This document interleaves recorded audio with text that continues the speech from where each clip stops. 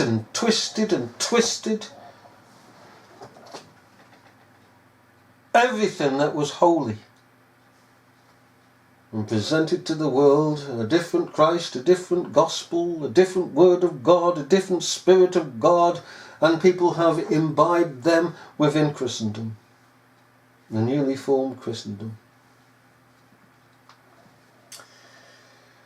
Secondly, they're not only mocking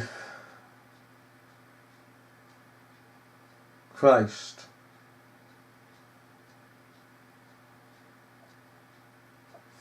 but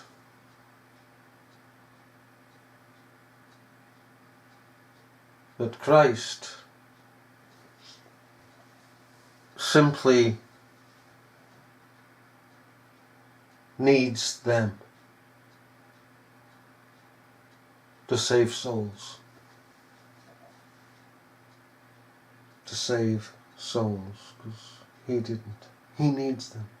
He needs the human being to save his soul, and he needs the means that Christ didn't employ, nor the apostles employ, nor any of the former Testament employ, and nothing employed until the 1800s of great gospel campaigns and salvation message, salvation message, salvation message. And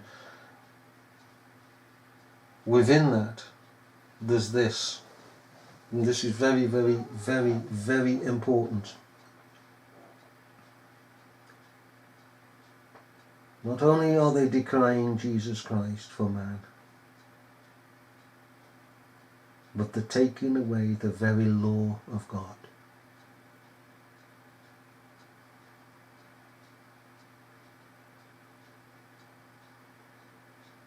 That is wickedness.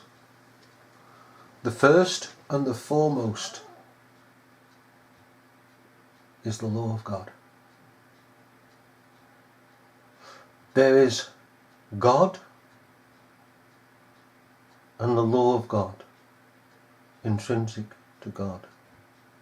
Those two things remain.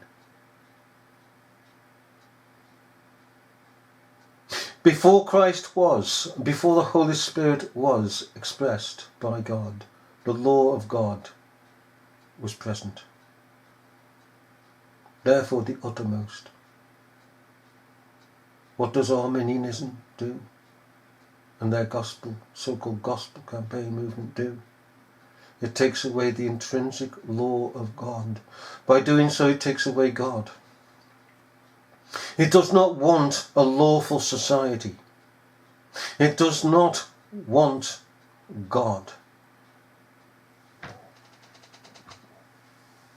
This is why the Ten Commandments are never preached, and why it is a vexation to Arminian gospel campaigners to be confronted with the Ten Commandments.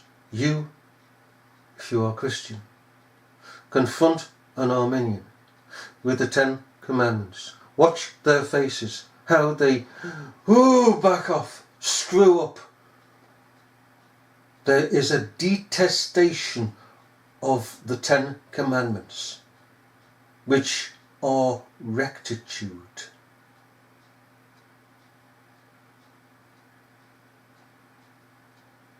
And are used in salvation, because Moses is the schoolmaster to bring us unto God, or unto Christ, as the scriptures says. Paul says to the Galatians, to bring us unto Christ, the justification. The law revives, says Paul, and I died. And they sing the song of Moses. That's what all the children of God do. It is their mark upon their foreheads, as much as the mark of blessedness on their foreheads, that they sing the song of Moses and of the Lamb. Because the song of Moses is the song of the law that led them to the Lamb and gave joy to them in their hearts away from the law and yet within the law, because they are the law under grace, ambassadors of the law. These things are offensive to Arminians. That's all you've got to do to an Arminian. Ask him, what about preaching the law of God, the Ten Commandments? Ask him.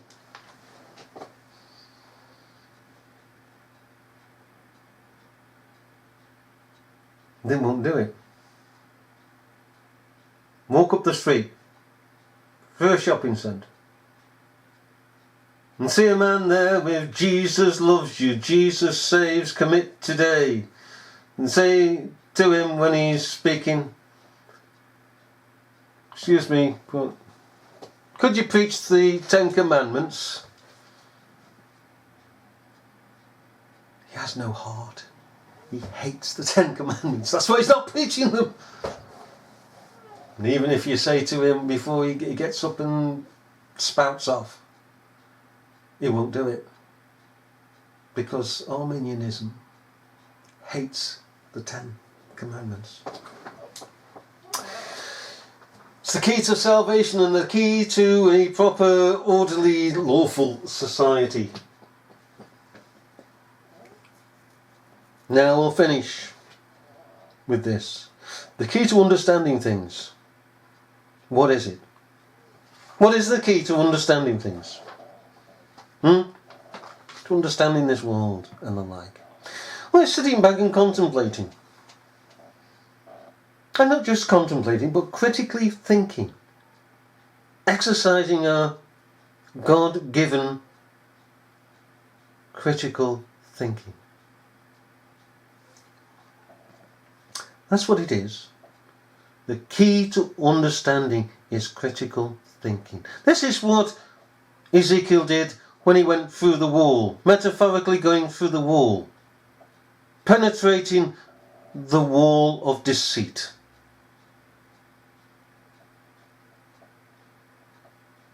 And he was drawn to do so by the Spirit of God and of Jehovah. To critically think. To exercise the understanding. Not to be lazy, lethargic. To take things apart and to examine them. Bit by bit, little by little, here a little, there a little. And once this is in progress, more things come to light. We see things, begin to see things as they are, not as they're presented to be. Oh yes, oh yes. And by this we go forward. You see, we're going forwards. We're not static. Neither are we going backwards. We're going forwards.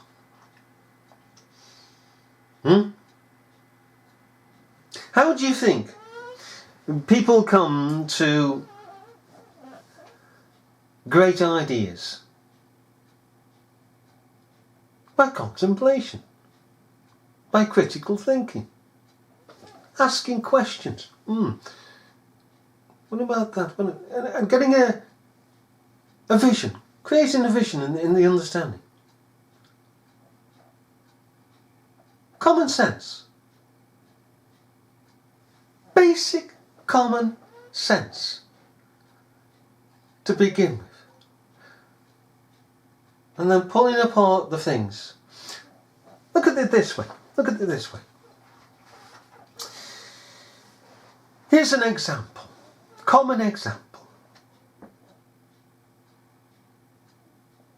Imagine for one moment that a government has said that 3-4 terrorists have crashed into a building. Okay? They've hijacked a 747. And guided into a building about 10 miles away. Okay? And people believe this. Now, the person who is critically thinking has exercised themselves to do this automatically will sit back and imagine themselves as an airport. They're getting to walk up the steps into the plane, this wide-bodied plane, this big plane, this chuffing thing that goes up in the air. Massive, innit?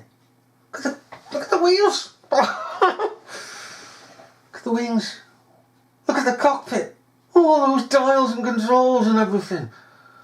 What on earth? How do they know to turn one of those? And one of those, I turn one.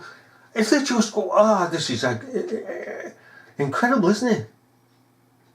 Can you imagine sitting in the cockpit and all these buttons and switches? You know, you've only got to flick one of them and you could crash the plane. You know, shut off the fuel supply or something. Or even suffocate everybody in the back. You could take a button there and decompress the plane. Now, 3 individuals get on, they hijack the plane, and they can fly this. Could you? Could you do it? No. You see, common sense just sits back and sees this picture of you going onto the plane, looking at all these controls, and then sitting down and taking charge of a plane.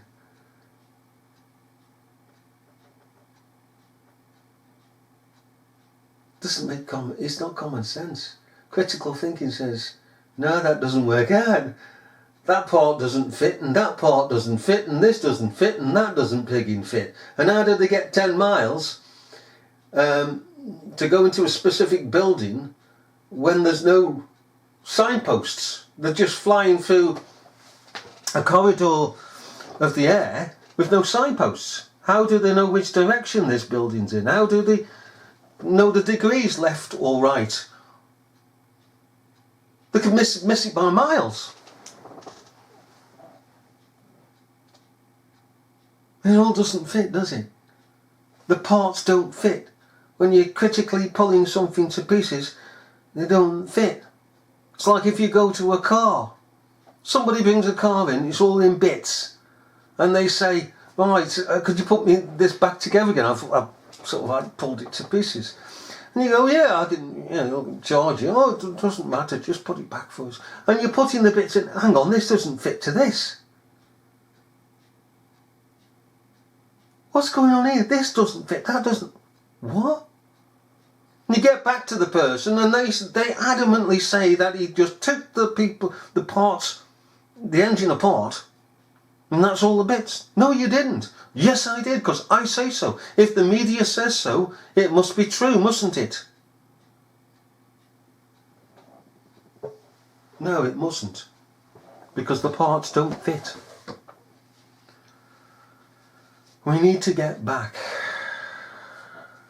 to the keys of understanding things.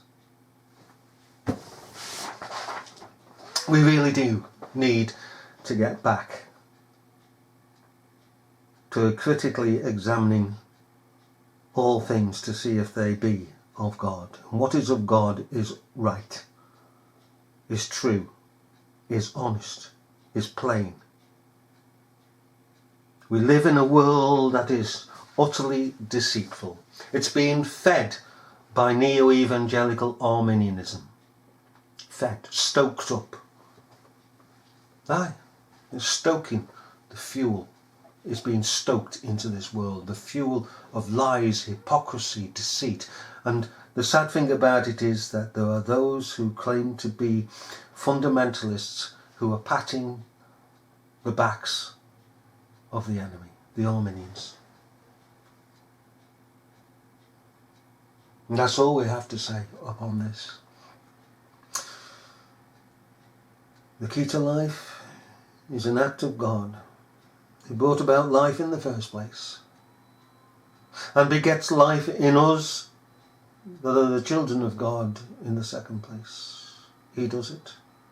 He does it as his pleasure because he has set it as his pleasure in eternity and set everything in motion, and he intervenes here, there and everywhere.